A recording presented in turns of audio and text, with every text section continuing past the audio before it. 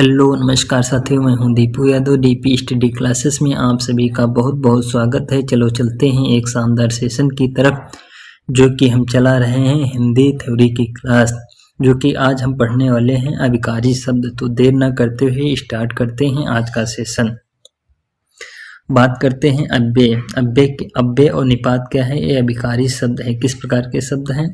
अभिकारी शब्द। अभिकारी शब्द क्या होते हैं? ऐसे शब्द जिसमें लिंग, वचन, पुरुष, कारक आदि के कारण कोई परिवर्तन नहीं होता है, उन्हें क्या कहते हैं? अभिकारी शब्द।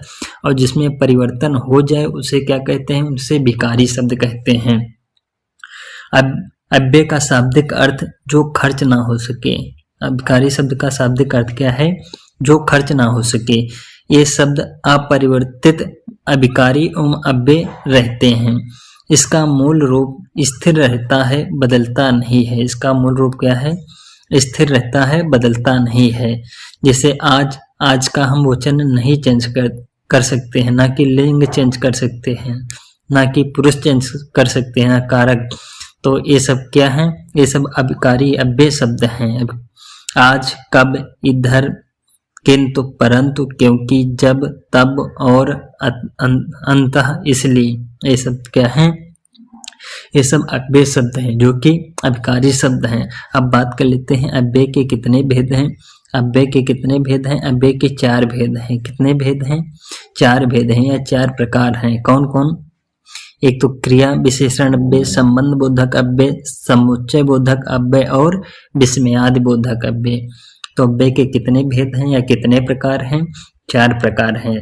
क्रिया विशेषण अव्यय, संबंध बोधक अव्यय, समुच्चय बोधक अव्यय और विस्मयादि बोधक अव्यय। अब हम एक एक करके बात कर लेते हैं।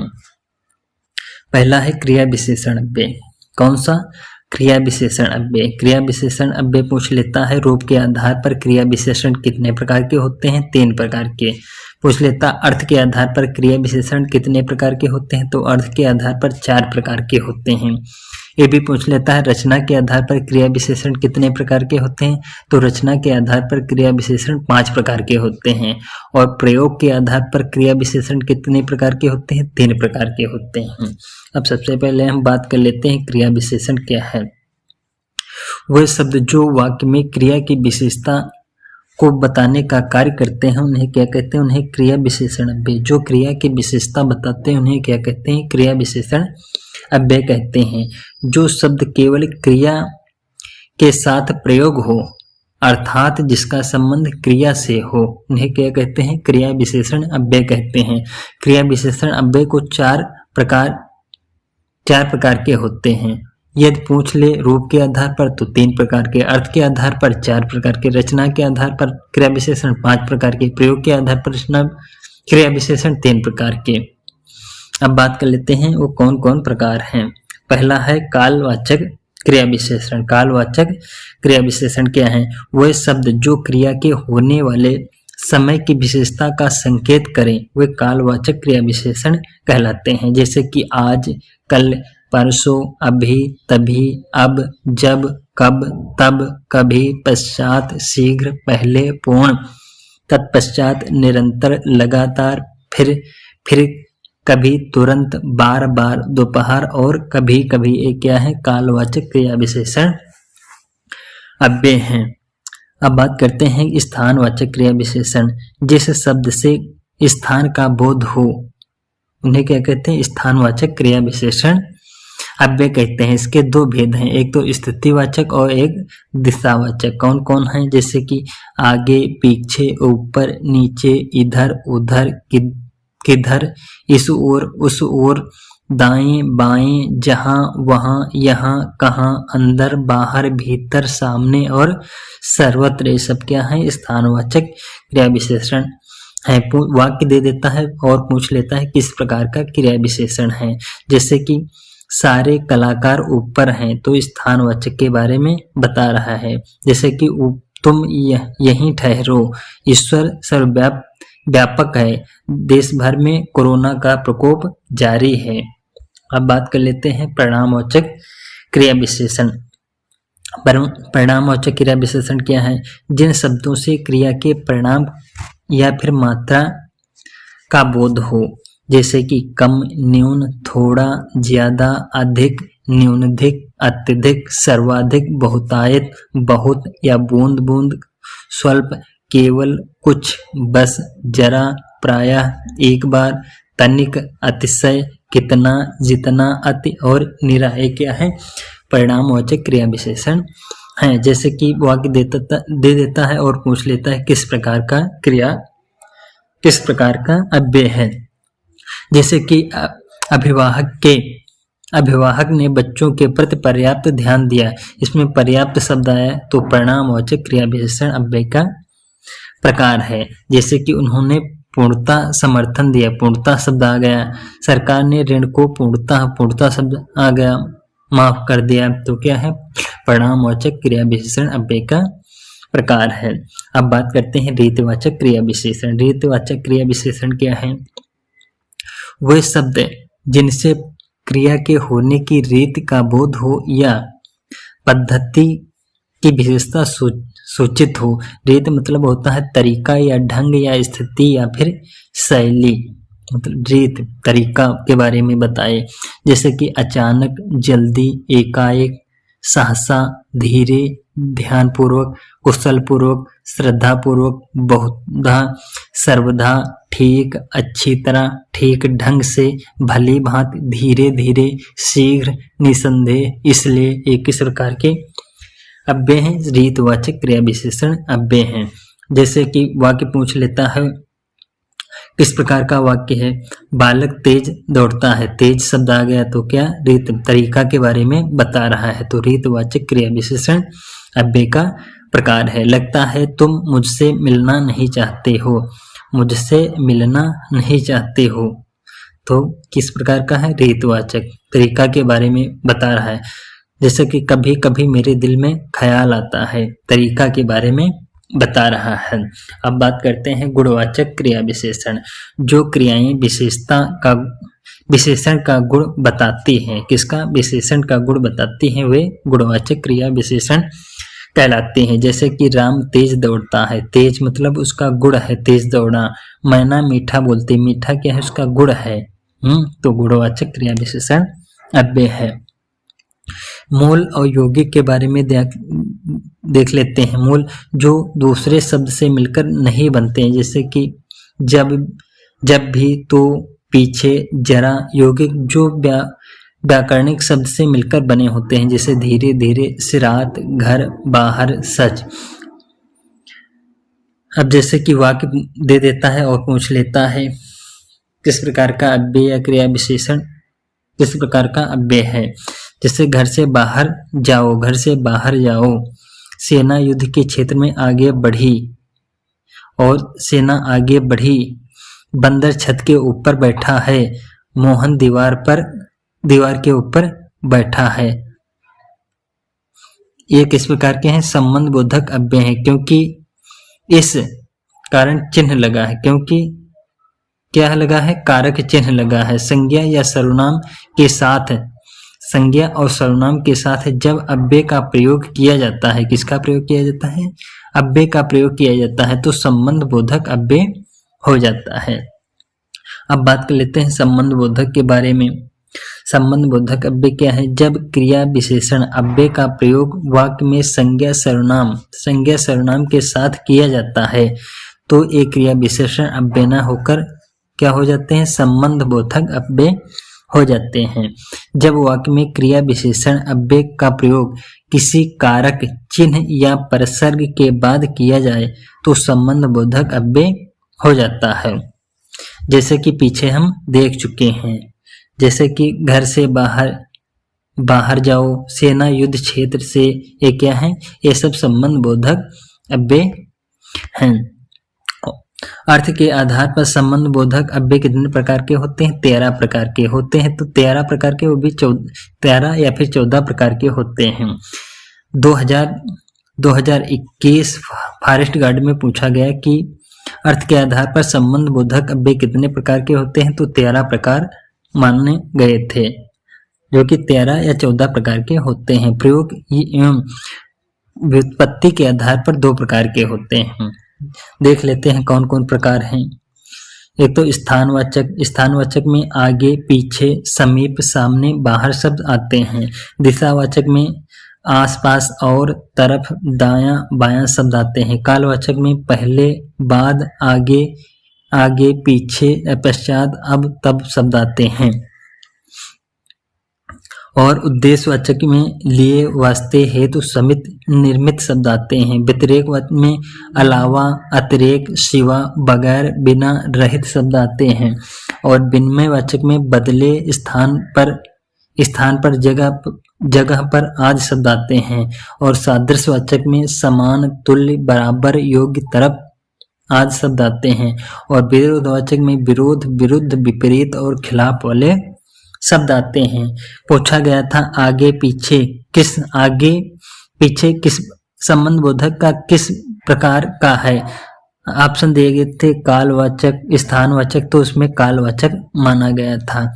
और देख लेते हैं प्रकार।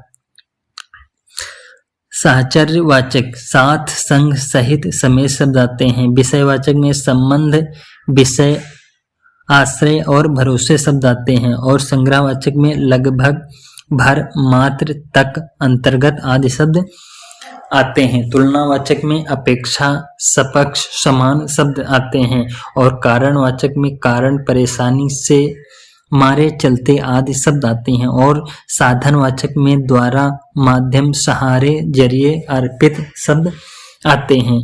जैसे कि वह दिन भर काम करता है, वह दिन भर काम करता है। भर शब्द आ गया। पूछ लेगा इस वाक्य में अव्यय का कौन सा प्रकार है, संबंध बोधक अव्यय का कौन सा प्रकार है। तो भर किसमें आते हैं, संग्रहवाचक में। संग्रह संबंधवाचक का क्रिया विशेषण का किसका है, संग्रह संबंध बोधक अव्यय का प्रकार है। जैसे मैं विद्यालय तक गया था, तक शब्द आ गया, तक किसमें आते हैं, संग्रहवाचक संबंध बोधक अव्यय में आते हैं। और देख लेते हैं अगला प्रकार है अव्यय का समुच्चय बोधक अव्यय, या इसको योजक अव्यय के नाम से जाना जाता है। समुच्चय बोधक अव्यय क्या है, जब वाक्य में दो शब्दों वाक्य को जोड़ने का कार्य करें। किसका, जोड़ने के लिए जिन शब्दों का प्रयोग किया जाता है उन्हें क्या कहते हैं, समुच्चय बोधक। दो उपवाक्यों को जोड़ने का कार्य कौन करता है, समुच्चय बोधक अव्यय कार्य करता है। समुच्चय बोधक का दूसरा नाम है योजक शब्द भी कहते हैं। समुच्चय बोधक का दूसरा नाम क्या है, योजक शब्द। समुच्चय बोधक दो प्रकार के होते हैं। कितने प्रकार के होते हैं, दो प्रकार के। कौन कौन, एक तो होता है समानाधिकरण समुच्चय बोधक और दूसरा व्याधिकरण समुच्चय बोधक। समानाधिकरण समुच्चय बोधक क्या है, जो शब्दों को जोड़ने का कार्य करे, अर्थात जो दो या दो से अधिक शब्दों को जोड़े जिनके समान आधार हो। समान आधार वाले शब्दों के बीच प्रयुक्त शब्द आते हैं, जैसे कि और, या, फिर, अथवा, व शब्द आते हैं। और व्याधिकरण में जो दो वाक्य को परस्पर जोड़े, अर्थात वाक्य को मिलाने के लिए योजक शब्दों का प्रयोग होता है, जैसे कि शब्द आ जाए, चूंकि शब्द आ जाए, परंतु, लेकिन, तथापि क्या है, व्याधिकरण समुच्चय बोधक के प्रकार हैं। जैसे कि वाक्य दे देता है सूरज निकला इसलिए अंधेरा भागा, इसलिए अंधेरा भागा। तो कारणवाचक क्या है, कारणवाचक व्याधिकरण समुच्चय बोधक का प्रकार है। राम लक्ष्मण दो मित्र हैं, और शब्द किसमें आते हैं, और शब्द किसमें आते हैं, संयोग समानाधिकरण समुच्चय बोधक में। अब बात कर लेते हैं और शब्द और अगला प्रकार है विस्मयाद बोधक अव्यय। विस्मयाद बोधक अव्यय क्या है, मनोभाव को प्रकट करने वाले वे अभिकारी शब्द जिनका वाक्य में कोई संबंध नहीं रहता है, विस्मयाद बोधक अव्यय कहलाते हैं। फिर से देख लेते हैं, मनोभाव को प्रकट करने वाले वे अभिकारी शब्द जिनका वाक्य में कोई संबंध नहीं रहता है, विस्मयाद बोधक अव्यय कहलाते हैं। ये पूछी गई थी परिभाषा, पूरा ये दिया गया था पूरा वाक्य, और पूछा कौन सा सही है, तो विस्मयाद बोधक, संबंध बोधक, तो माना गया था विस्मयाद बोधक। जिस अव्ययों में शोक, घृणा, हर्ष आदि भाव विजित होते उन्हें विस्मयाद बोधक अव्यय कहलाते हैं। जिनका संबंध वाक्य में किसी पद से नहीं होता है, किसी पद से नहीं होता, वे विस्मयाद बोधक अव्यय कहलाते हैं। विस्मयाद बोधक अव्यय का दूसरा नाम है संबोधन बोधक अव्यय या फिर घोतक भी कहा जाता है। अव्यय विस्मयाद बोधक अव्यय के कितने भेद हैं? 10 या फिर 8। 10 या फिर 8 देख लेते हैं कौन कौन। पहला है हर्षबोधक। हर्षबोधक में कौन कौन से शब्द आते हैं? वाह, आह, आह, हर्ष मतलब खुशी, वाह, आह, धन्य, शाबाश, जय। और शोक बोधक अव्यय में हाय, हाँ, आह, आह, काश, अफसोस। और आश्चर्य मतलब आश्चर्य, ए, क्या, अहो, है। और स्वीकार में हाँ, जी हाँ, अच्छा, जी, ठीक। और अनुमोदक अव्यय में, अनुमोदक समुच्चय बोधक अव्यय में क्या आते हैं? ठीक, अच्छा, हाँ हाँ, हो। और तिरस्कार में छी, हट, धिक, टुर आदि शब्द आते हैं। संबोधक में अरे, री, रे, भई, अजी, हे, अहो। और व्यवस्था बोधक में काश, कदाचित, हे भगवान आदि शब्द आते हैं। अभिकारी शब्द का एक है निपात शब्द। क्या? निपात। निपात क्या होते हैं? जिनका प्रयोग निश्चित शब्द समुदाय या पूरे वाक्य में अतिरिक्त भावार्थ प्रदान करने के लिए होता है, निपात कहलाते हैं। लेकिन वाक्य के अंग में नहीं होता है। जब वाक्य में निपात शब्दों का प्रयोग किया जाता है तो वाक्य के भाव अर्थात अर्थ का प्रभाव क्या होता है? बढ़ जाता है। वाक्य का प्रभाव क्या होता है? बढ़ जाता है। जैसे कि वाक्य दिया गया है, मैं यह काम कर सकता हूँ, मैं यह काम कर सकता हूँ। और यदि लगा दे मैं भी क्या है? ये निपात शब्द है। मतलब अर्थ के प्रभाव में बढ़ोतरी होगी, वृद्धि होगी। भी हो गया। क्या? ये भी क्या है? निपात शब्द है। निपात के प्रयोग से वाक्य में विशेषता उत्पन्न होती है, विशेषता उत्पन्न होती है। निपात वे अभिकारी शब्द है। निपात क्या है? अभिकारी शब्द हैं जो अव्यय की तरह किसी लिंग, वचन, काल, कारक, पुरुष में परिवर्तन नहीं होता है, परंतु अव्यय शब्दों की तरह काल, स्थान, परिणाम, रीति का बोध नहीं कराते हैं। अब आगे बात कर लेते हैं। 4 प्रकार के अव्यय के अंतर्गत न आने वाले अभिकारी शब्द निपात कहलाते हैं। अव्यय के अंतर्गत ये निपात शब्द नहीं आते हैं। अव्यय 4 प्रकार के होते हैं, लेकिन निपात ये अलग है। निपात अभिकारी शब्द है। जैसे कि निपात में कौन कौन से शब्द आते हैं? खुद, स्वयं, स्वतः, सिर्फ, मात्र, केवल, ना, नी और नहीं, मत, मना करना, निषेध, वर्जित, तो, भी, तक, तथा। निपात के कुल कितने भेद हैं? निपात के कुल 9 भेद हैं। कौन कौन? स्वीकृत, नकारात्मक, अवधारणा, तुलना, बल प्रदाय, प्रश्न, विस्मय, निषेध, आदर।